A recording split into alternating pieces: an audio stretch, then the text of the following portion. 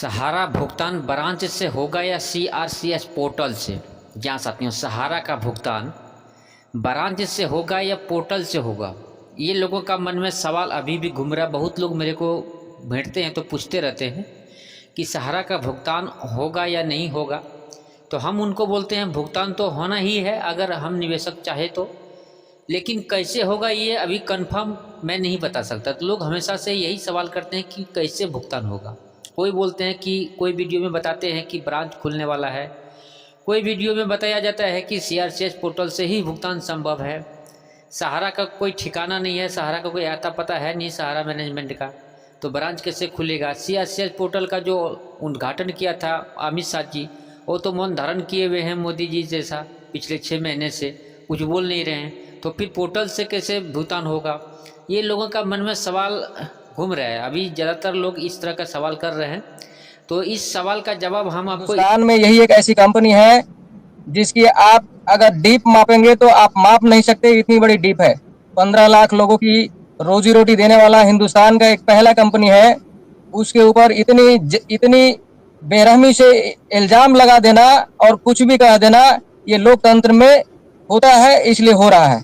जहां तक credit cooperative का सवाल है और जो आरोप लगाए जा रहे हैं कि आपके बोर्ड ऑफ डायरेक्टर भागते फिर रहे हैं, दिख नहीं रहे हैं, कोई जवाबदारी लेने के लिए तैयार नहीं है, तो मैं आपको बता दूं कि 1.25 साल पहले बोर्ड ऑफ डायरेक्टरों के साथ, हिंदुस्तान की रेगुलेटरी के साथ, हिंदुस्तान की सभी एजेंसियों के साथ, सुप्रीम कोर्ट के सुपरविजन में जो कमेटी बनी और कमेटी के बाद जो पोर्टल बनी, वहां पूरी सोसाइटी की चारों कंपनियों का पेमेंट देने की पूरी जवाबदारी ली गई है और की गई है। इसलिए किसी को गुमराह करने या गुमराह करवाने की जरूरत नहीं है। हिंदुस्तान के सभी इन्वेस्टरों को 1-1 रुपए देने की पूरी प्लानिंग हो चुकी है।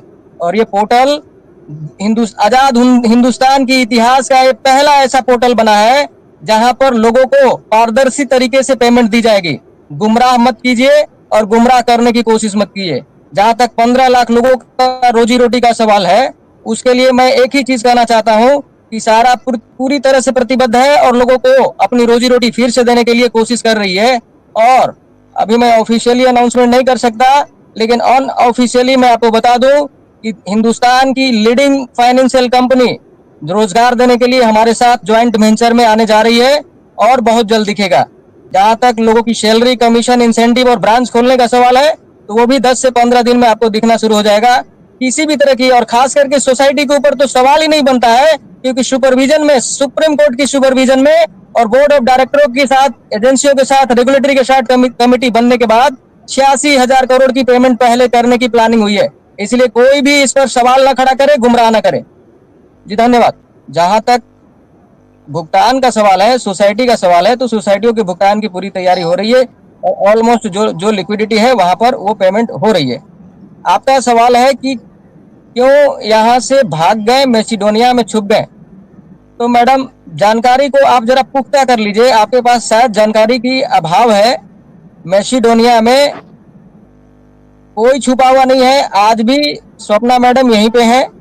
उनके एक लड़के, जो बड़े लड़के थे, सुशांतो सर, वो वहां मैसिडोनिया में बिजनेस को देख रहे थे। उनके जो छोटे लड़के हैं वो लंदन में हैं। इसलिए ऐसा कह देना कि वहां जाकर के छुप गए हैं और पूरी फैमिली, उनके जितने भी फैमिली सब यहीं पे हैं। उनके बहन से लेके, दामाद से लेकर के, बेटी से लेकर के, उनके जितने भी खानदान है सारा श्री के, सब इंडिया में। आप नोएडा में चले जाइए, JB रॉय साहब का पूरी फैमिली नोएडा में है, कमांड में सब है। आप कैसे बोल सकती हैं कि भाग गए? और जहां तक मैसिडोनिया का सवाल है, तो मैसिडोनिया सहारा का एक बिजनेस का अंग है। गवर्नमेंट ऑफ इंडिया के रूल्स रेगुलेशन के हिसाब से, यहाँ से फॉरेक्स नियम के हिसाब से, यहाँ से इंडिया से मैसिडोनिया में ला रहा हूँ। मैसिडोनिया के बारे में गलतफहमी है, लोगों को एक्चुअल जानकारी मैसिडोनिया के बारे में नहीं है।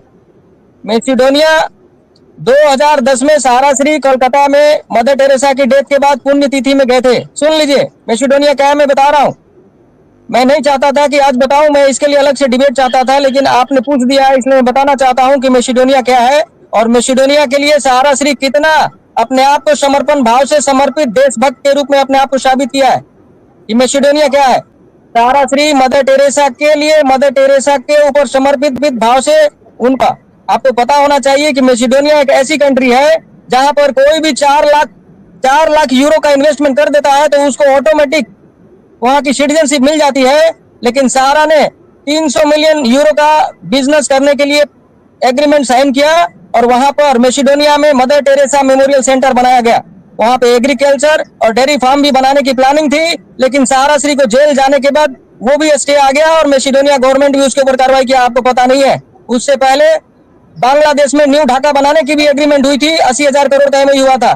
सहारा श्री को जेल में जाने के बाद सारे प्रोजेक्ट सहारा श्री का और सहारा का स्टे में है, इसलिए मैसिडोनिया सहारा श्री का घर नहीं है। मदर टेरेसा मेमोरियल सेंटर बनाया गया है और उसके लिए वहां पर जो सरकार ने जमीन दी थी, उस जमीन पर डेयरी फार्म और फार्मिंग और एग्रीकल्चर बिजनेस शुरू करने की प्लानिंग थी, लेकिन वो अभी नहीं चालू नहीं है, पोस्टपोन है।